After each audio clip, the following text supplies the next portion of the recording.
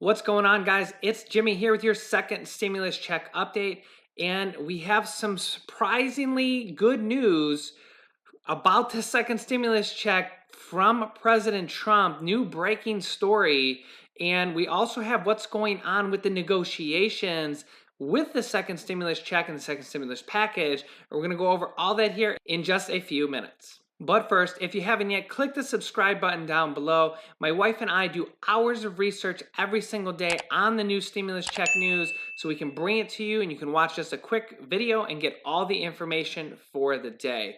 Also, if you can, hit the like button for us down below. It really helps out our channel.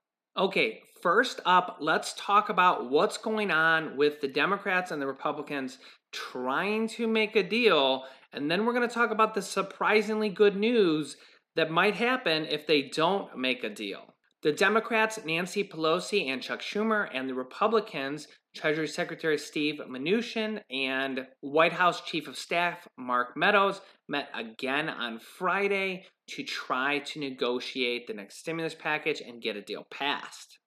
As you can see here, the Democrats, Nancy Pelosi and Chuck Schumer, said on Friday that they don't want to see an end to the stalled talks. We remain committed to continue negotiating and reaching a fair agreement with the administration, but we will not go along with the meager legislative proposals that fail to address the gravity of health and economic situation our country faces. We call upon the White House's negotiators to join us once again at the negotiating table today to secure a bipartisan agreement to put children, family, and workers first. The statement from the Democrats is also an attempt to shift blame from any breakdowns in the negotiation onto the White House and the Republican Party. Now, if you remember just a few days ago, I was saying that the Democrats thought that they were holding all the cards. They had their poker hand up and they were like, we have a full house and we think we've won this hand.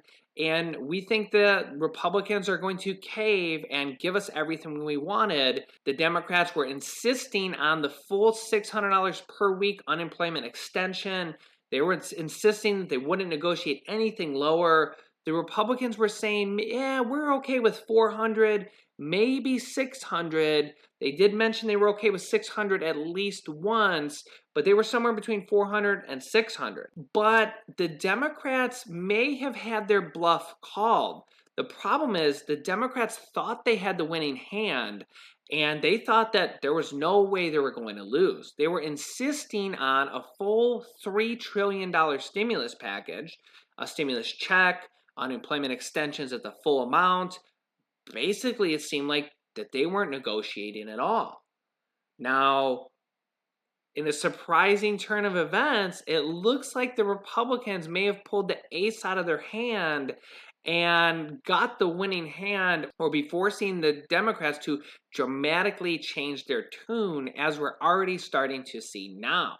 Just yesterday, Nancy Pelosi was saying that the Republicans don't give a damn, and she had very strong words, and she said that basically we're not going to negotiate on the 600 or the size of the deal.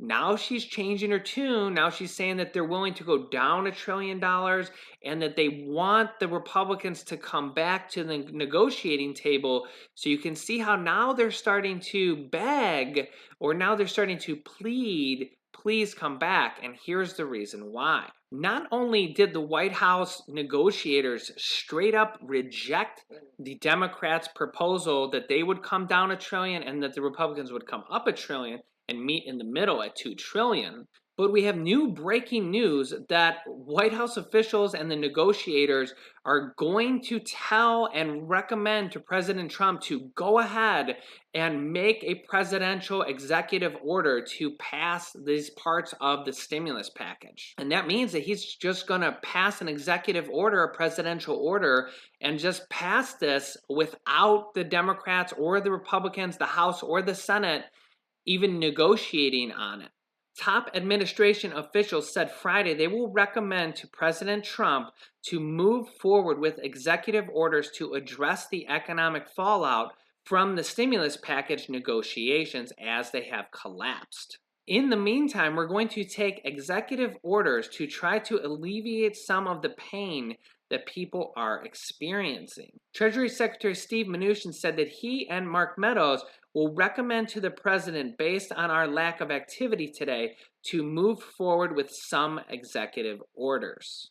Now, this is a breaking news story, and I'm going to update you guys in my later video today as we get some more information today. I have another video coming out at 3 p.m. Eastern. If you're on West Coast time, that will be noon. So make sure you watch that video next, as we literally could have this breaking news being the biggest story of the year if President Trump goes ahead and passes the stimulus package, or what he passes, through this presidential executive order. Now, I'm not really a conspiracy theorist here, but you guys can let me know your thoughts down below. Do you think that it's just kind of weird? This just kind of popped in my head because it's just kind of what I started thinking as I started to hear this news.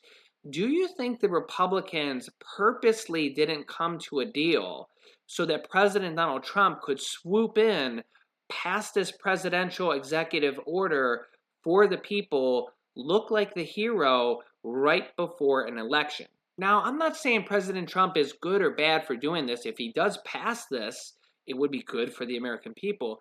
But do you think the Republicans may have did this on purpose so that President Trump could be the one to get all the credit and pass this? If he does pass this, it doesn't really matter what happened. We'll probably never know the true story on if that was true or not. If he does pass this, this is a victory for the American people, depending on what they pass.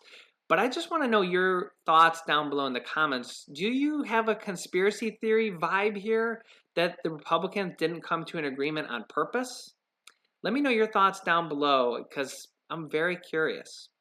Also, with schools just about to start, 8 in 10 teachers are concerned about returning to classes in the fall and having all these students in a classroom together with the virus spreading like crazy.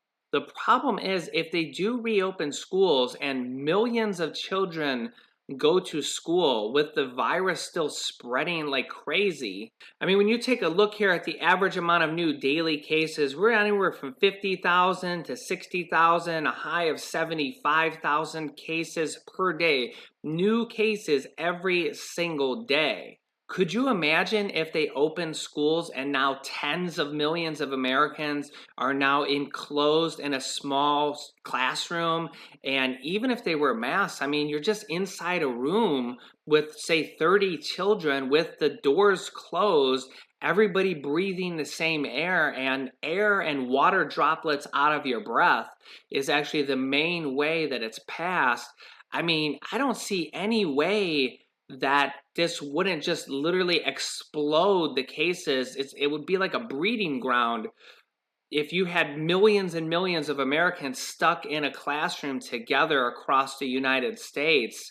We do have multiple school districts worth millions of Americans say that they're going to go to online-only classes. You can see here, these are 10 of the largest school districts that are going online only. Los Angeles, Miami-Dade, Clark County, Nevada, Broward County, Florida, Houston, Palm Beach, Florida, Fairfax, Virginia, Gwinnett County, Georgia, Wake County, North Carolina, and Montgomery County, Maryland. These are entire counties that are going to go online only. And there's other huge, massive school districts that are doing a hybrid model. New York City, Chicago, I mean, that's millions of Americans right there, and the entire Hawaii Department of Education. What these schools are going to do is a hybrid model where they will be taught on-site on school for part of the week and will attend school remotely via online classes for the other days of the week. Here's the problem. There's two main problems. So the first problem with this is if they don't have school in class, what happens to working Americans? What happens if you have, the family works and now there's children who are at home by themselves? If they're not old enough to be at home by themselves, who's going to watch these children? I mean, daycares aren't any better, and daycares are possibly even closed. So that brings up a huge problem for millions of Americans that there's literally no place or nobody to watch their children. The other problem, and I can already see this ahead of time, is that if children do go to school or when they go to school, what happens is when one or two or a couple children do get the virus, they're going to have to shut the whole school down because they can't not, they don't know who has it. So what happens is that if a couple children do get it and they test positive, they're going to have to shut the entire school down because a lot of people don't show results for several days, and they're going to have to test the entire school, wait for the results to come back. And the problem is, if one or two children do get it, they could spread it to dozens of children before anybody even knows, which puts lots of children at risk to have, as we know, serious consequences. So let me know your thoughts. What do you think is the best solution? I don't know if there is a good solution, but I would love to hear your thoughts down below in the comments. And don't forget to tune into my 3 p.m. Eastern video, 3 p.m. Eastern Standard Time or 12 o'clock noon Pacific Time. If it's past that, you can just go to my channel and watch it about the new information that's going to be coming out about President Trump's executive order that he's going to be passing to pass this next stimulus package. You also can click the bell icon down below next to the subscribe button to receive notifications whenever I upload a video. Obviously, you got to subscribe first, then the bell icon will appear next to it. And over here is my most recent stimulus check video. You can watch that next. And over here is a video that teaches you how to start a business selling products on Amazon. I have students that have replaced their entire 9-to-5 income by selling one product, and I teach people how to do this. So you can watch that video next. Thanks, guys, and I will see you in the next video.